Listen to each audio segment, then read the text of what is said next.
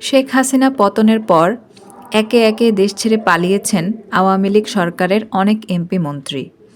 এদের মধ্যে কুমিল্লার সাবেক সংসদ সদস্য বাহাউদ্দিন বাহার এবং তার মেয়ে কুমিল্লা সিটি কর্পোরেশনের সাবেক মেয়র তাহসিন বাহার সূচনাও আছেন।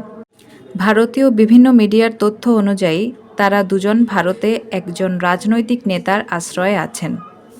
দেশ ছেড়ে পালালেও ফেসবুকে সরব রয়েছেন সূচনা।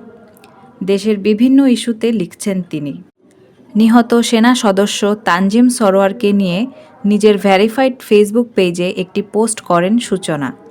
তিনি লেখেন, কুখ্যাত ডাকাত বেলাল হোসেনকে নিহত বীর তানজিম সরোয়ারের নির্মম হত্যাকাণ্ডের সঙ্গে জড়িত থাকার অভিযোগে ২৪ সেপ্টেম্বর গ্রেপ্তার করা হয়েছে।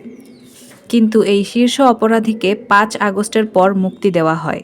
২ জুলাইয়ের একটি প্রতিবেদনে দেখা যায় তাকে বিপুল পরিমাণ অস্ত্র ও গোলাবারুদসহ গ্রেপ্তার করা হয়েছিল। প্রশ্ন হচ্ছে, এই অপরাধীর জামিনের ব্যবস্থা কে করেছিল? সেই পোস্টে সূচনাকে উদ্দেশ্য করে অনেকে বিভিন্ন রকম নেগেটিভ কমেন্ট করেন। সূচনা লিখেছেন, যুগে যুগে পলকেরা নাহিদ হয়ে ফিরে আসে। শুভরাত্রি। এই পোস্টের অধিকাংশ কমেন্টের রিপ্লাই দিয়েছেন তিনি।